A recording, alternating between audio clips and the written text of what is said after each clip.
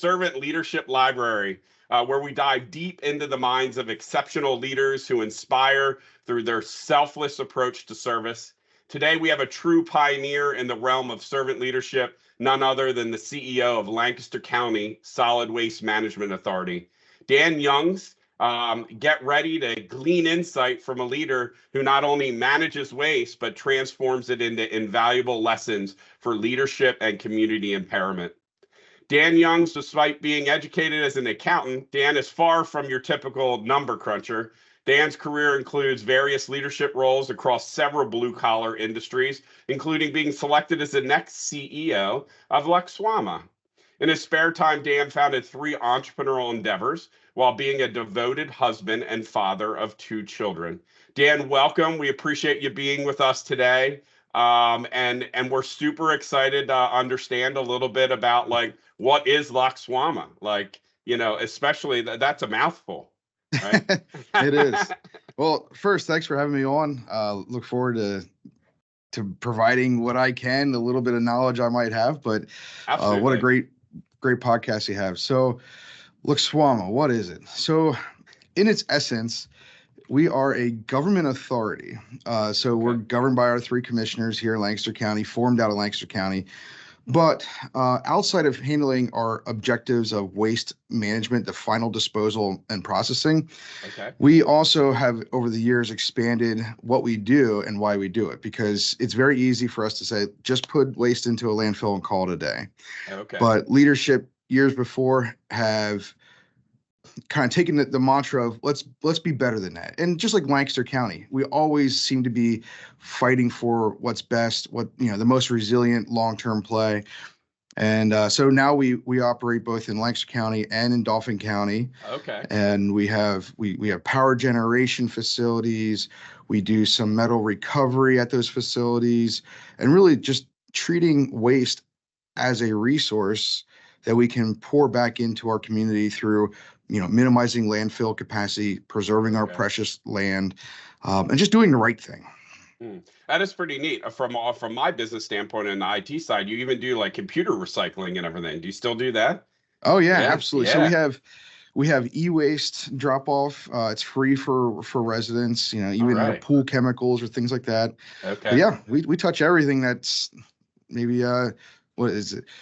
One person's trash is Lexwama's treasures. Yeah, that's a good way to say it. And it's an amazing facility. If nobody's ever gone out there, it is amazing to see how it operates and how much volume that is processed there in such a clean manner too. The place is generally pretty immaculate, which is really nice, really nice.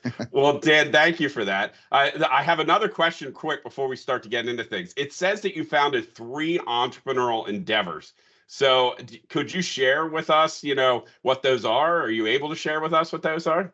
Sure. Yeah. I've always had this little itch to do more than just be a bean counter by trade. So I grew up working on a neighboring farm, always been working with my hands. At the end of my high school career, a friend and myself, we got together and started a fabrication and coating business. So would metal fabrication, powder coating, ceramic coatings. We built that business and then sold that off. And then a few years after that endeavor ended, started a audio and lighting and video production company. So did a lot of work with Fulton Theater, Sight and Sound, houses of worship in our area here, and also did a couple touring acts, Nashville touring artists as well, as they passed through the area. So that's cool. Yeah, I grew up as a musician as well, so I don't play much anymore at this point, but the music has always been a passion space, and that was a way to kind of expand upon it and do something good. And then thirdly, got into real estate investing and have two smaller companies, one that focuses on mid-sized commercial and others the other one that focuses on residential. Oh, wow. You are an all-around kind of guy here. As you noted, I think you said it, not the average bean counter. Man, that is like, that's like the visionary of a company kind of, that knows how to do all the accounting and finance and management. That's kind of like a superpower. Well, my dad always said accounting is the language of business. So you gotta learn that. You do. Well, thank you for sharing that with us. Can you kind of give also the listeners, from seeing your background, right? Like, and hearing what your entrepreneurial background, you're now the CEO of Lancaster County Solid Waste Management, but can you give us kind of an understanding of how you got into that role? Sure. And what progressed to get you into that role? I would say, looking back, so I started out in my career working with an adjunct professor who was a turnaround consultant. Okay. So I didn't go the traditional path of CPA firm, get my CPA license and all that. Don't have my CPA. Okay. So I went a unique path and kind of got into the business function areas right out of the gate, and learned from that lens, how to make decisions around what's successful areas of business. Sometimes you have to make those hard decisions to carve things off. And that really started my career down this kind of hybrid path between marrying operations and workflows with finance and accounting and FP&A. Okay. So I've used that kind of lens in all my career space or all my employers. And, coming into LXSWAMA 5 years ago, I was CFO, but again, just taking a different approach from just debits and credits and, the baseline things, but getting into asking the question, why does this take place? Why do these things occur? And then asking, how can we do it better? Because the numbers just give us a picture of what took place. Right. Now you have to find a way to go over that barrier and say, learn the operations so we can work together in finding really good solutions. I see. And so was that your intention? Was your vision to come into the organization and eventually be the one that has the vision and run the organization? No, it absolutely was not. Oh, wow. Just because of your skills and talents, it gives you the ability to do that. And it was always a space I enjoyed from the finance seat, being able to get into the operational sides of the businesses. And in those prior experiences, I've always worked closely with either owners or shareholders. So it was always a kind of a hybrid role. It wasn't just, hey, Dan, give me a financial report. It was very much a strategic role in all of the organizations I was with. And so I think it was more of just a natural progression. When the opportunity came up with LXSWAMA, I threw my name in the ring, and they made a decision. But to me, it's not just one person's vision. It's seeing what we as an organization can do and build upon our legacy. That's amazing, and that's well said, right? And I think congratulations, by the way, for your career progression and the ability you have off. I think you also used to work kind of the CFO and kind of controller, right? When people talk about like, hey, the CFO generally has a lot of strategic responsibilities on the strategy of how the organization runs, compared to sometimes people are like, well, what's the difference between a CFO and controller? And a controller, I think, generally is more from the bookkeeping standpoint. The CFO is really an integral part of, running the organization from a finance and strategy component. Would you agree with that, or? Yeah, absolutely. And one of the things with building teams in finance, I like to use the language of going from a controller mindset to a strategic finance mindset, and that being a CFO role. So everybody within the team starts to think about their role and purpose in finance of something bigger, whether it's accounts payable, accounts receivable, controller. Think about what we can do through our work to better the organization. And that's using that strategic mindset all the way through. Oh, very good. I appreciate you explaining that and kind of demystifying the differences there. It comes. You summarized it very well, though. Thank you. So, kind of getting into kind of what the podcast is about, we talk about like the word servant leadership. And from your perspective, could you kind of give the listeners an understanding of how you define what servant leadership may be compared to maybe, just leadership in general? It's a great question, and I don't have an elaborate answer, but I guess as a couple bullet points that quickly rise to my mind is it's just maybe intent. Your intent of going into leading is not for your betterment, like my benefit or betterment, but it's by putting others at the forefront of the focus. So naturally, it's, servant leadership. It's easy. Yeah, the purpose is to serve, but with that also comes, accountability and structures in ways that it's not just one person, but it's the collective and serving the collective. So I've heard some conversations in the past where it's like, well, I got to go out and do everything, or be everything to everybody, and that's not to me, it's not the case. Right. You want to empower others and bring out the best in everyone. So it's not, when Dan leaves an organization, the organization crumbles. No, that is, to me, is not the purpose. The purpose is for me to serve others and make others shine brighter than what they've done in the past. So yeah, mindset of putting others first in your approach, in your thought process, has been a way that I've kept that maybe in check. That's a great way to say it, because many times when people, I've heard from those that are trying to become leaders, they're used to being a high individual performer, right? And it sounds like have been a very high performer. And they just say, wow, it's a big shift to go from what you're saying, right? Not a big one, but like, oh man, I've been used to my individual performance, and now I'm going to lead this team. And leading the team means that it's not about me anymore, kind of what I'm hearing from you. It's about the greater good of those individuals. And I think that truly is a really great definition, right? Because it's about kind of the we, not the me. Yes, exactly. Yeah. I always think about it, servant leadership is being an action-based leadership. So, showing up, being present goes far greater than words or a memo or, so it's intentional. It's intentionally based around serving others. And it's one thing to say, oh, I operate with servant leadership, but the truth is in the action. How do people feel? Right. And that's a great kind of segue into my other thoughts of that. Like from your definition of kind of servant leadership, how do you apply that into your style of leading at the authority, right? Like, how do you, employ that? Because you have all kinds of different team members, probably at different levels. How do you kind of use that servant leadership in your organization? Yeah. So I like to say I'm not much of a desk jockey. You probably won't find me at my office very often, and that's just because I love being out in the environment, in the industrial spaces.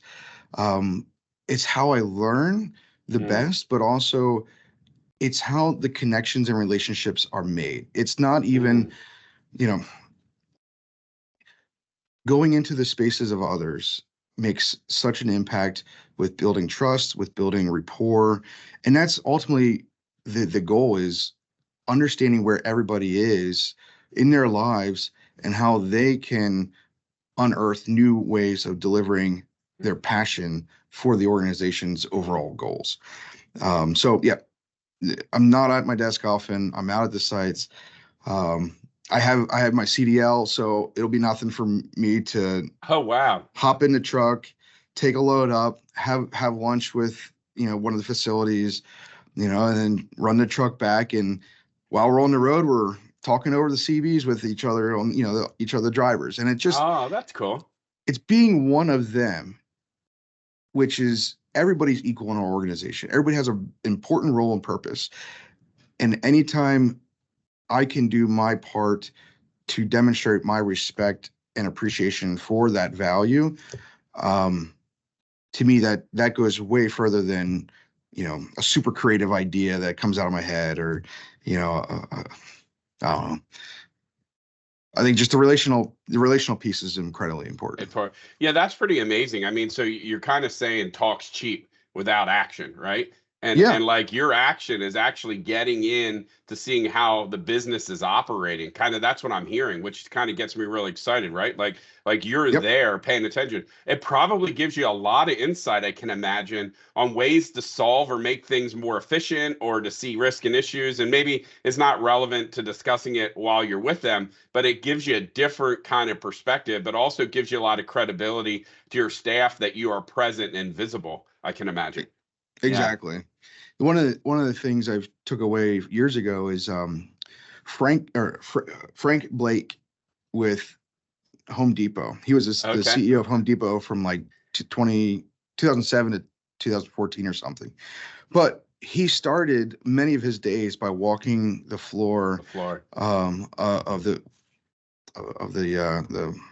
facilities there.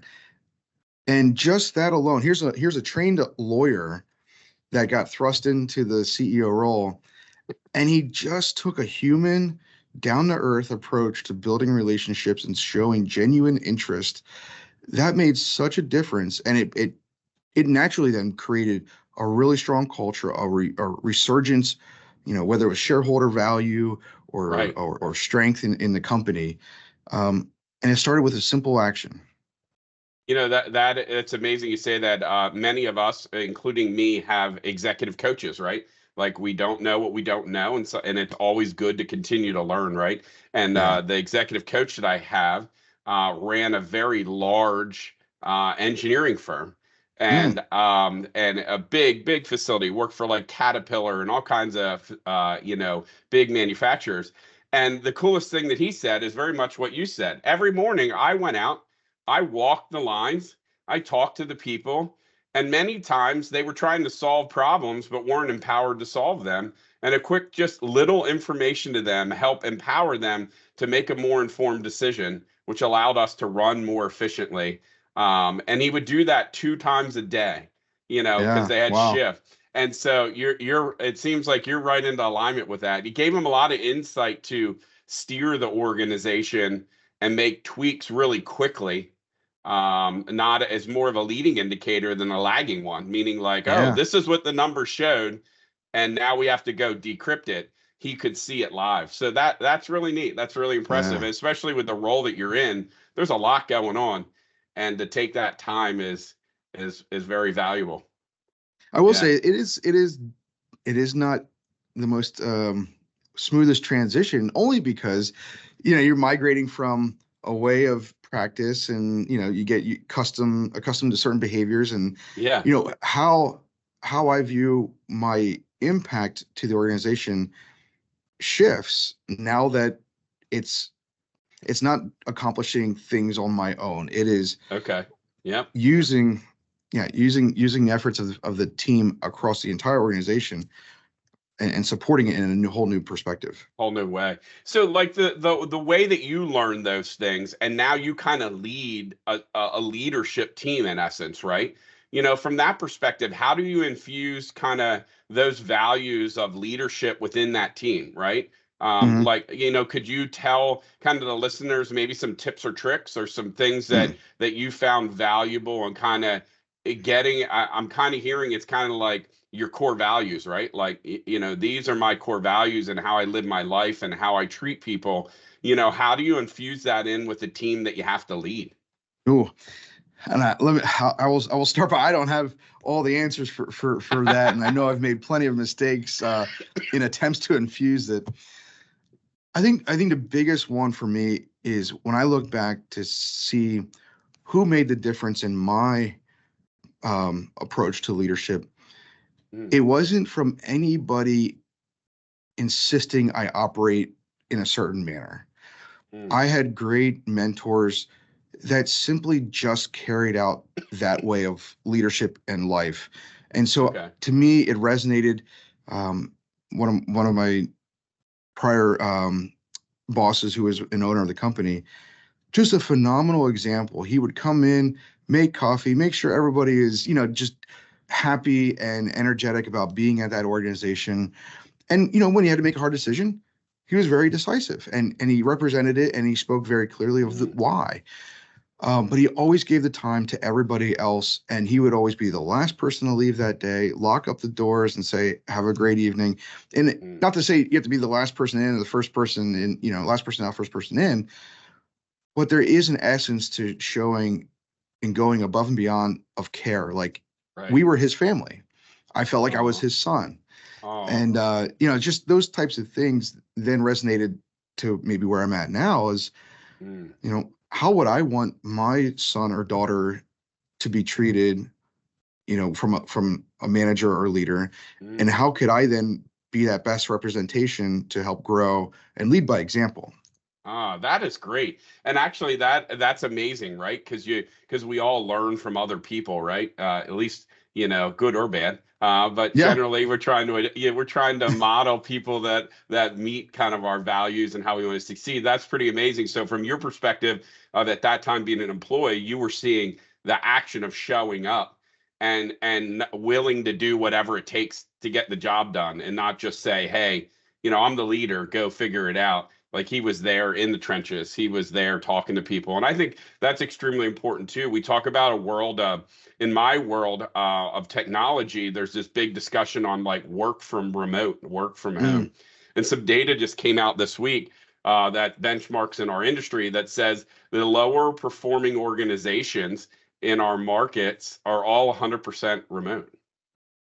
The lower performing. Lower performing. So then they benchmark the hybrid. So like benchmarking, maybe a 3-2, 3 in office, 2 work from home, and then fully in the office. And still fully in the office had the highest best in class numbers. Then it was the 3-2. And then the lower. Now, not saying that they're not performing, not making money. That I'm not saying that. I'm just saying from a performance standpoint. And I think a little bit of what you're saying has to do with that. It's the camaraderie, the teamwork. I think there's a lot of benefit to the remote work relevant to what your role is. Maybe if you have a day remote that you're doing strategy and you're getting some numbers done or some reports done, but then the other days you're there present with the people. And I think that's what I'm hearing from you, like be present, and that really evolves who those people are. I think that's pretty amazing.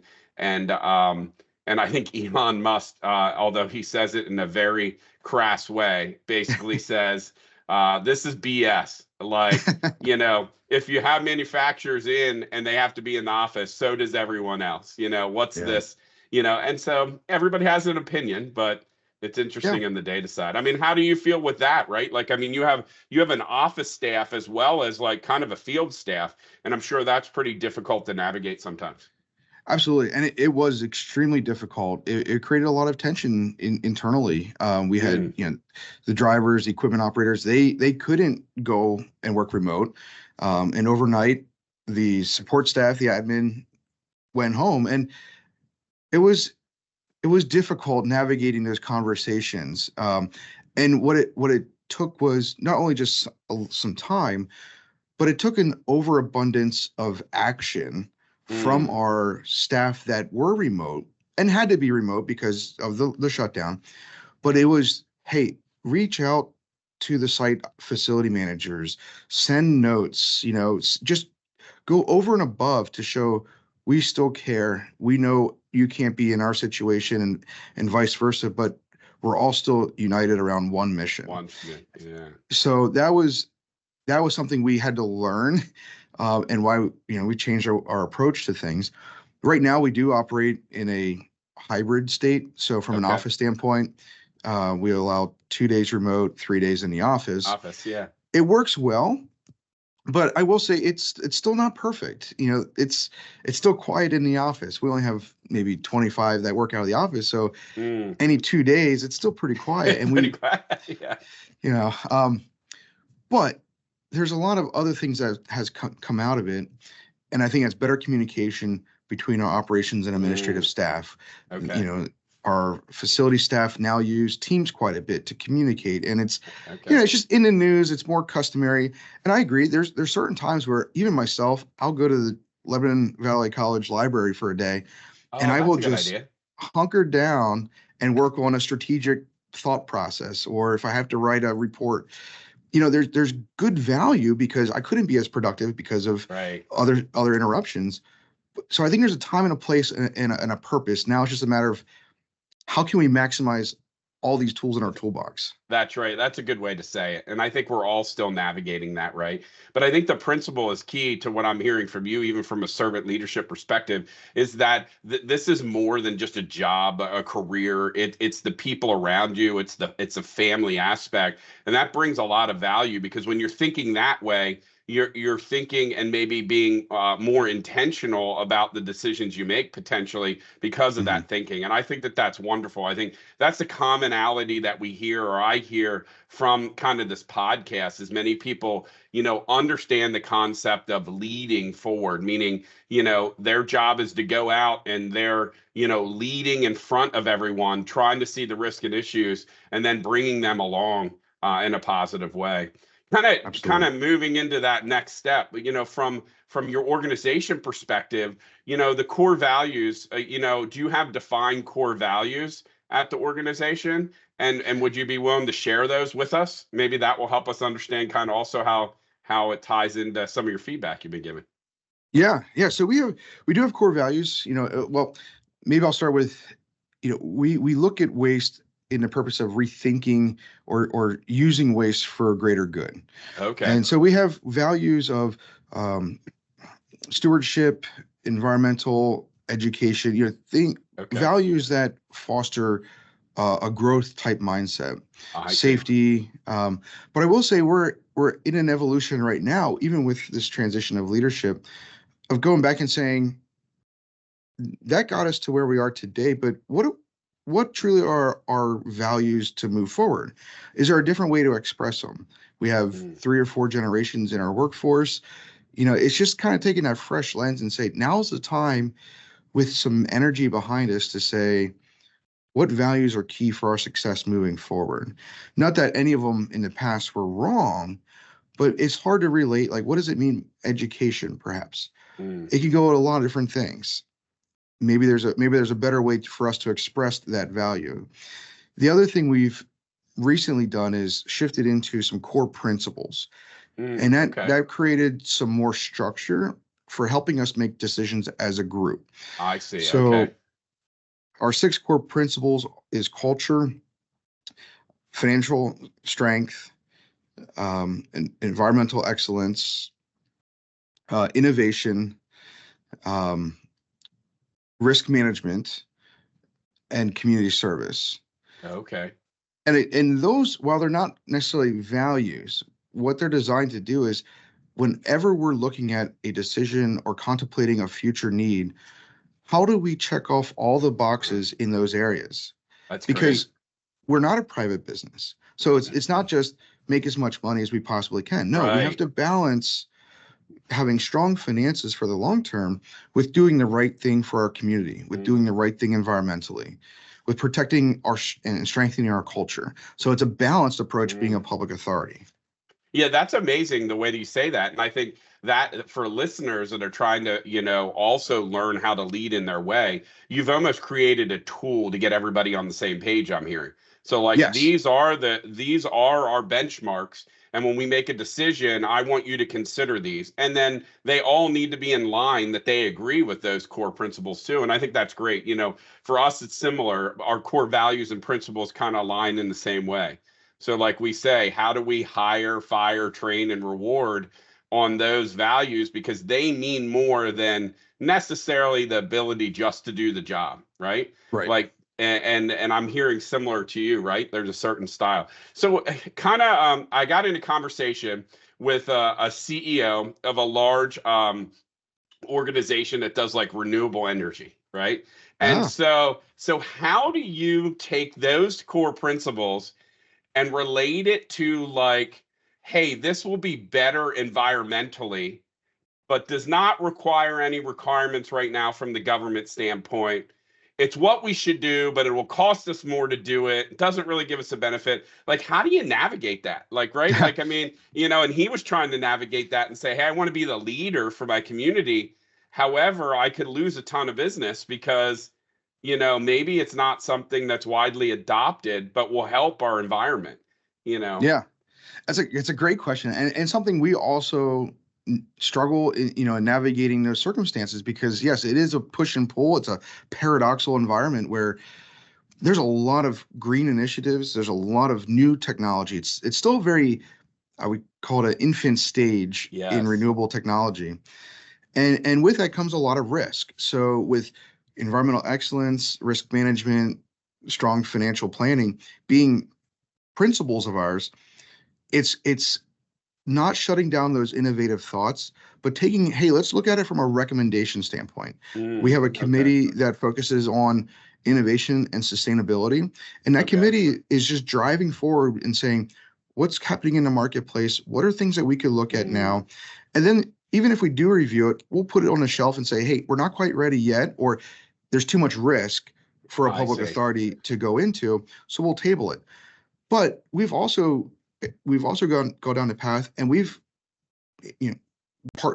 have done partnerships with some newer technology, and whether they were successes or failures, or I'll even speak to the failures, they didn't produce what, from an ROI standpoint, but it was still serving a good purpose. Unfortunately, the operator moved on from us, and they couldn't manage it from a financial standpoint because it was a private entity. I see. But from our lens, we said, hey, that's what we're trying to do, though.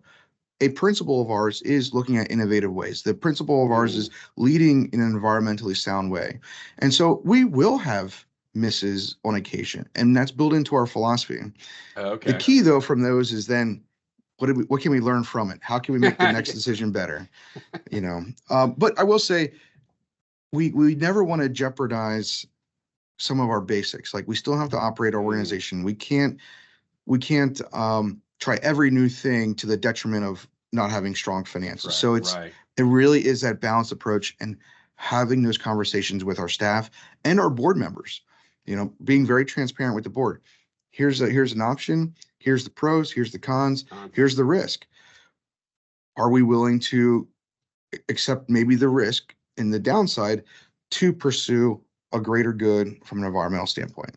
Yeah, that's well said. And I think it's very, as this renewable energy continues to be talked about, I think a lot of it, I found out through that other executive, is a lot of it's education, that people just are not aware of what decisions affect other things, right? Like changing of, how we went from coal to now, different nuclear energies and that type of thing. And every state is in a different situation, which then can make different decisions, or like, purchasing an electric car and have to charge it on the grid, but maybe the grid, it's just fascinating. It's just, and the decisions that you all have to make, because I know, a little bit about the organization as far as you guys create kind of renewable energy and other things just from what you do, it's a lot to probably manage, from a bigger piece. So I appreciate you sharing that. Absolutely. And it's not a cheap investment, like a power generation facility for us to build it now is $1.5 billion. Wow. So the commitments that were made early on in prior leadership, they saw an opportunity, a vision, and it's not to say that's the end all be all for the next 100 years, but we as an organization have been founded on looking ahead, taking those forward approaches, and balancing the risk and reward. I think that's amazing. And I think it's, from your role too, kind of, from a leadership perspective, when you jumped into your new role, right? You were still part of the team, but now you're in a new role. Like, how did you create like trust, and how did you build that rapport in a different way for people that maybe you worked with? Because there's a lot of people that go from being kind of maybe like a lead in a role, right? Like an entry level person was a lead, and now they're a manager, and they're like, oh, wow, like I have to now create a different respect potentially. They struggle with that separation of, they were my, friends or companions, and now I'm leading. Do you have any tips or tricks, or what was the first thing that you did? Did you get Lencioni's book out and say, okay, we're talking about trust today, guys? That's right. Well, I'll start and say I've made a lot of mistakes. there's a lot of things I thought were the right approach and clearly weren't. So probably 17, 20 years of making mistakes has finally maybe started to help me along. But I would say early on, it was very clear that if I wasn't clear with expectations, it was just a gray area and a chaotic space for teams to navigate. And so through some mistakes, through some, lack of willing to have some of those hard conversations, I learned it is important that there's clear expectations.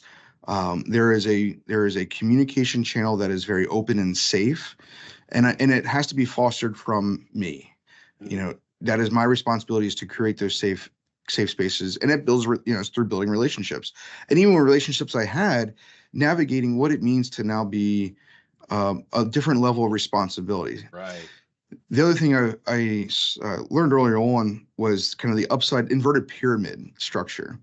So as you move maybe up the ladder, they say, the reliance on things trickling down and just setting things in motion and hoping it happens, that I learned it's just false. It doesn't work, and it's not a good way to build trusting, safe working teams. So I forget where I learned it from, but it was the inverted pyramid of leadership, where when you look at responsibility, the responsibility as you maybe traditionally move up in an organization is flipped. You bear more responsibility. So the weight of the organization funnels down to the higher maybe levels of leadership. And when I thought about that, then in my approach is the responsibility is different. And I have to approach that responsibility with clarity, with equality, with deliberate intentional action. And there were some hard conversations. There were some hard transitions, even in times where what was a close friend of mine, maybe that's hard, didn't perform, or made some serious mistakes, and we had to have those conversations.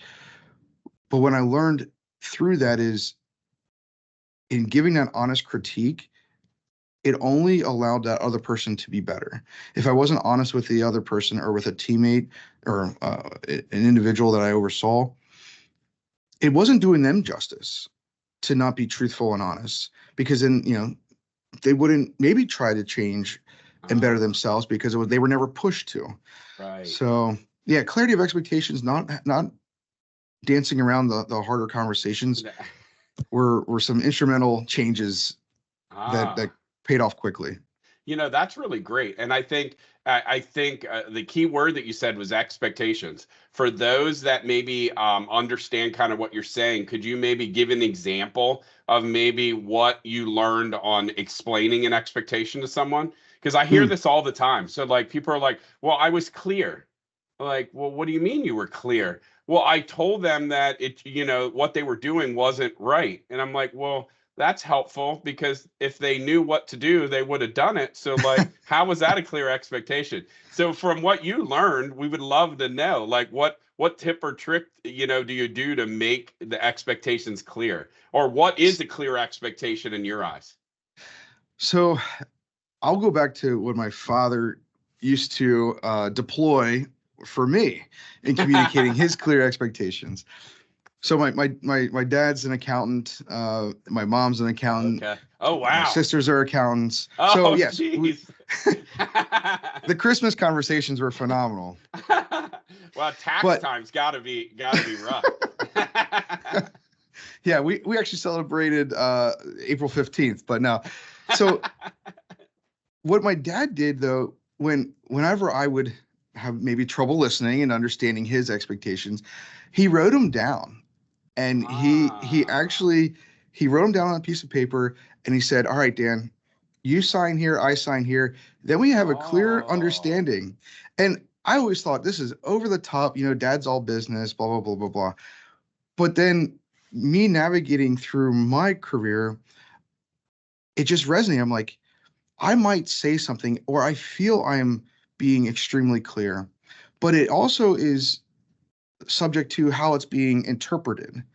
And sometimes the additional reinforcement. So with that, now whether it's a team meeting or, setting up a conversation, I like to go in it with a clear agenda. Here's the topics, here's time for other topics to come on. There's action items, and then a follow-up. Simply, follow-up email or a conversation with an email, always in writing, because then it's a reference point and it's actually a tool then. So they can print it out and say, hey, these are the expectations. It's very clear. And in doing that, creating that structure actually created more freedom for people. Because they didn't have to go back and say, what did he mean by that? We talked about it, we documented it, and it sounds rigid, but it actually gave teams freedom. I love that. That is well said. So going back to it, talk is cheap unless we're on the same page, I guess, right? And that is wonderful. I love that, right? Like just writing down your expectations. And I can assume the expectations are more, in my world, we call them SMART. Specific, measurable, attainable, right? And timely. And so that's really neat because the expectation, I guess, states what the deliverable is then, right? So like, this is what we're going to do and it's going to produce X. Is that fair to say? Like what would be in the email? Yeah, okay. It is. And even going further to behavior and leadership qualities, what do we stand for? And it's again, one thing to say like, hey, don't do this behavior anymore, but let's reinforce it and let's make it so over communicated that it starts to become ingrained. Like I guess from an expectation, you have to couple it with frequent and clear communication. I love that. Go Dad. I love that. I love that response. I'm gonna infuse that in my life now, being a little bit more intentional. We kind of also use a technique that says, hey, I had a conversation with you, but before we leave, repeat to me what, so that we can get on the same page. Like, what did you hear? What are we going to do?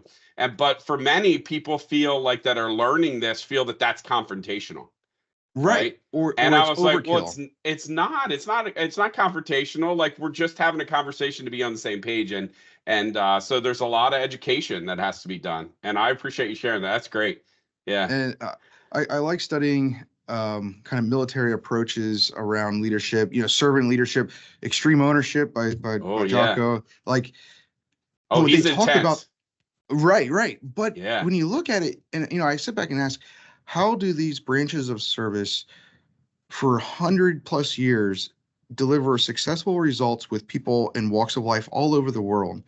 And they have a system down that produces leaders. Right. And that has never done even the military in their life. Like, right. It's so crazy, right? Yeah.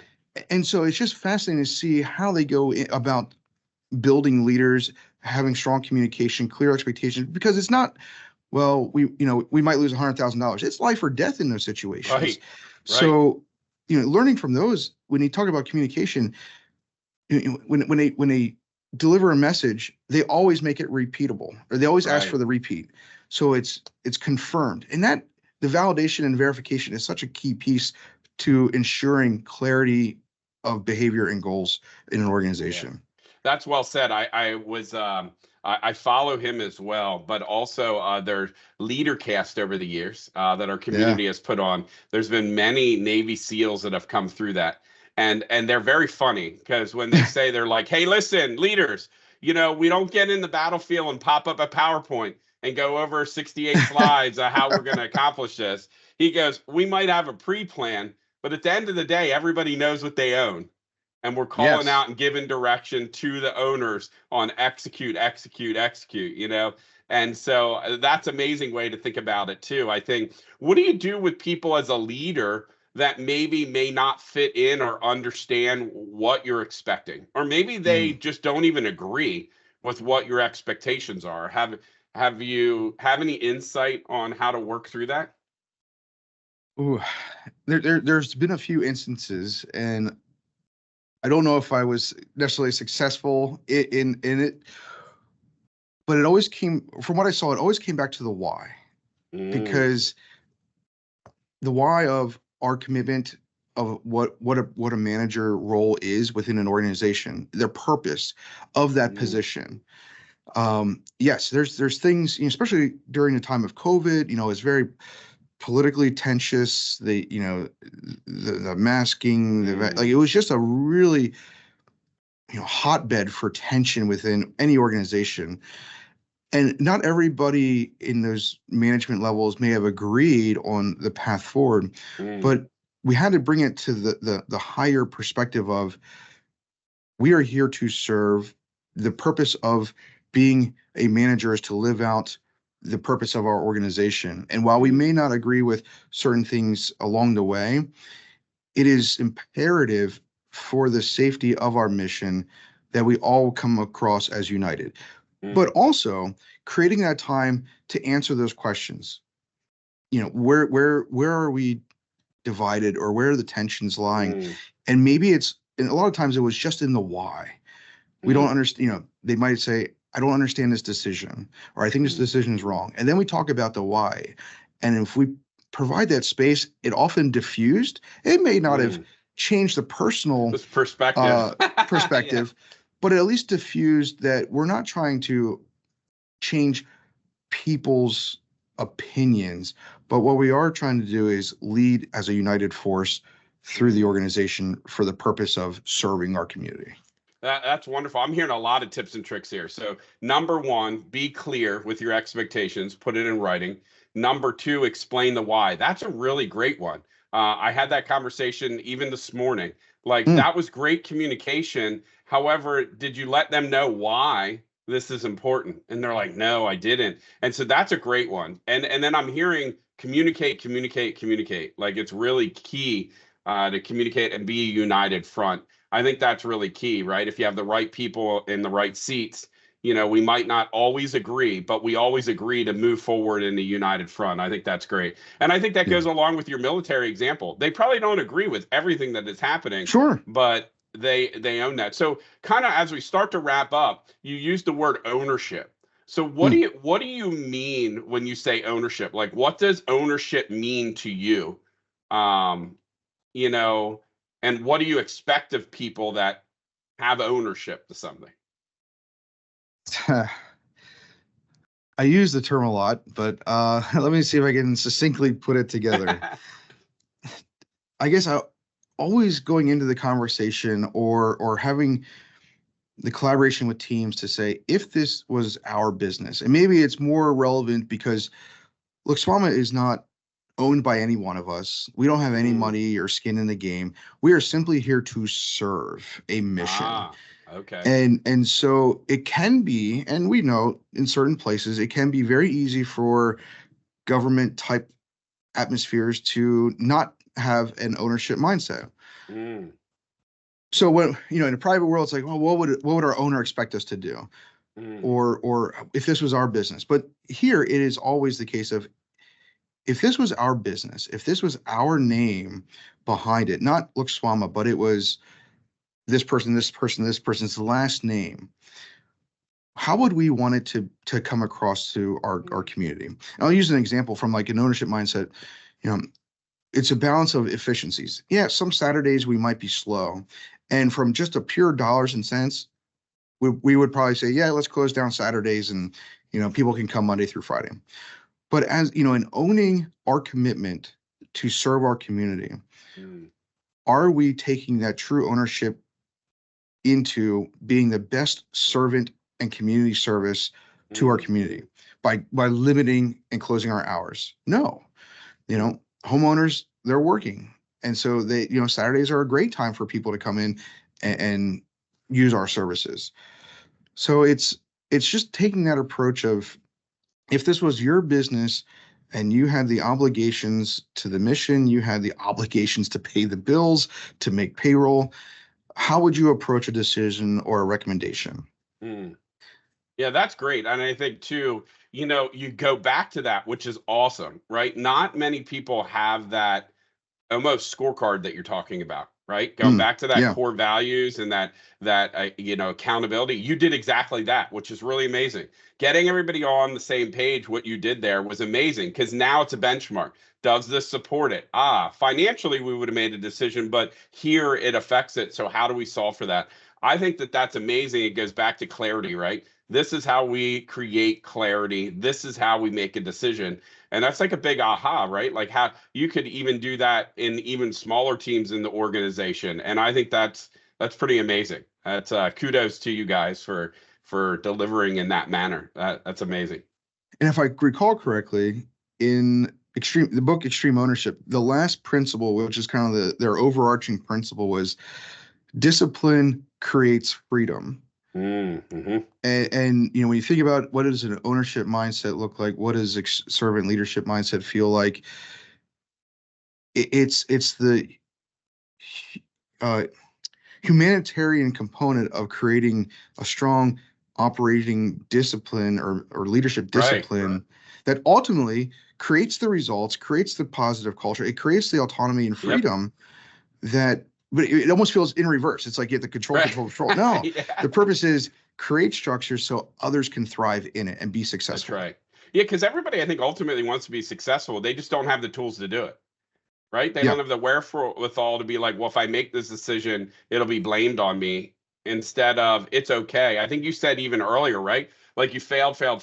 I don't, those are all amazing. Like I love failing because I at least know what to not do next time. Right. But everybody kind of like takes it as this, I'm going to avoid everything of failing. And I think that's kind of a wrong mindset, right? Like if I fail and it didn't go well, and I have a mindset of being better, now I can be better, right? Yep. Now, obviously, in the military, failing could end in a very poor way. But in business, if we fail, at least if we learn from it and move forward. So I think that's a great lesson too for all listening, right? Like you're using it as an opportunity, and that's allowed you to grow by failing, right? Yeah. And yeah. And I would add too, creating spaces to fail. So maybe it is, hey, part of being a great manager is taking that time to explore ideas, run them through tabletop exercises, put concepts in front of other teams. And if it's a terrible idea, fine, right, fail in that way, but create those spaces for teams to fail. That's right. Yeah, and be supportive of the failure in the way of coaching and training. Yeah, that's great. As we start to kind of wrap up, give us, you already started this a little bit, but is there any resources? Is there any more books, like anybody that's trying to learn or develop as a leader, or maybe that shaped you as a leader, maybe that you could share with them that maybe would be a good thing for them to go and take a read? Yeah. Well, I would say I got a plethora of ideas and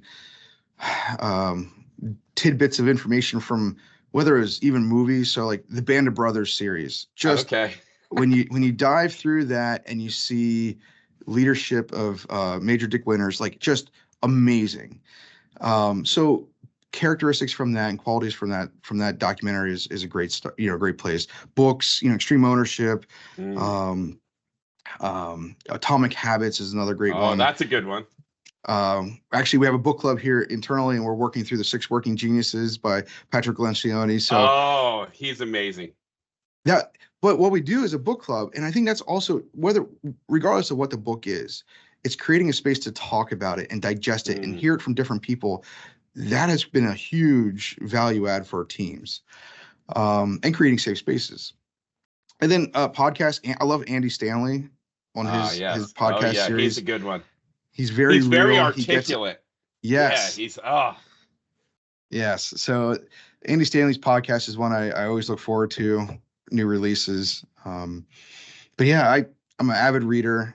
My wife always makes fun of me because she'll read, the fun fiction type stuff. And I'm like, leadership book, organization.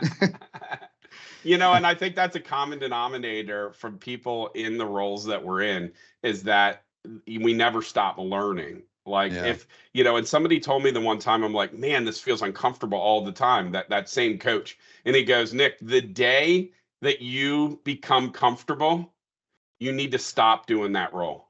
And I'm like, oh, wow, so powerful. And he goes, all of us, everybody's struggling with problems, issues. Not one person has it all together. And if you're uncomfortable, that means you're growing. And the day you stop growing, find something else to do. Exactly. And I was like, wow, he's very direct. So like, I get it. I get direct. Yeah. And to that point, I would say the people I've surrounded myself with, while they haven't necessarily been ones of ones I would easily agree with. So they're not yes people. Yeah. They're very much those that challenge me to be better. So shout out to Dan Sod. Every time Dan. we connect, he is always extracting something out of me, or he's pulling me into a new tension space for growth. And for me, that is so important for anybody's development, whether they want to manage people or become an expert in areas, whatever their walk of life is. Surround yourself with people that are going to force you to be better. To be better. Yeah, now I got to know, does Dan call you buddy, or do you get Dan because you're both Dan? Friend. Oh, friend. Oh, okay. I always give him a hard time. And I'm like, listen, you know my name. He goes, it's way easier. You get less yelled at if everybody is, And I'm like, okay, Dan, he's good man. Good man. Yeah. You're absolutely right. That's a key component that many of us kind of, if we're growing in our careers and we're still with people maybe that aren't interested in doing that, you could really get a negative aspect to that. And now when you're with higher performers or people that are trying to solve the same problems you are, it really brings you up a level. And I think many of us are part of different things. I know Dan, myself, are part of Vistage, which is kind of like an industry key group to kind of challenge ourselves, or being part of industry groups where we're competing, but we're not competing in the same local territory, allows us to challenge and benchmark each other. So that's great. Yeah. That is great advice. And any other parting comments before we wrap it up today? No, I would say just for anybody that is looking to, challenge themselves, show up, go do something new. One of the things I've done for many years is every month I reach out to somebody new, whether it's through LinkedIn or a friend of a friend, and have lunch.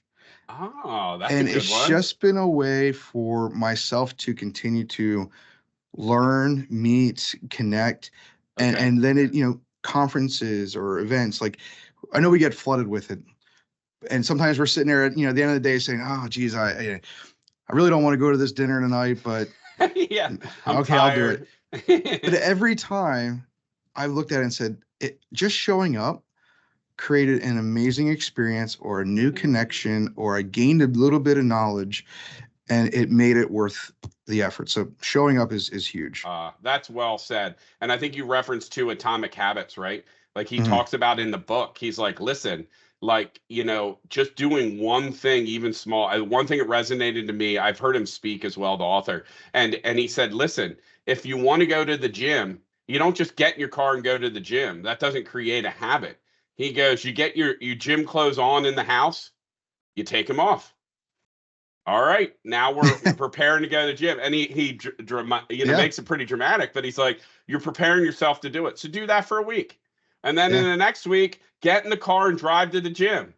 And he goes, sit there and drive home. You made it to the gym. Now I'm going to create a habit of getting dressed. And I think that's, although pretty dramatic, pretty true, right? Like some of us are kind of like all or nothing. Yeah. Well, for a long time, I was committed to getting up at 5 o'clock in the morning, and I would normally get up at 5:30. And from the book, it was that, that 1% better every day. Yeah. So what I did is I set my alarm clock 1 minute earlier every day. Oh, that's amazing. And then then it was like, okay, I'm at 5 o'clock. Well, let's keep going. So it's 4:45. And now it was just a habit over a course of a couple months that I was able to break, but without it being such a radical difference. I'm totally taking that too, because I'm constantly trying to change that time. Because like evening time, and especially in the winter, can be very like non-productive. Like, and so that is a great one. I'm changing my clock.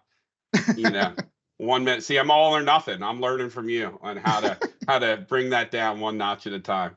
Well, as that, we're going to wrap it up here for another insightful episode of Servant Leadership Library. Huge thanks to our guest, Dan Youngs, for showing us that leadership is not just about managing waste, but about turning challenges into opportunities for growing and service. Remember, folks, when it comes to leadership, always aim to leave a positive impact, just like Dan does with every piece of waste he manages.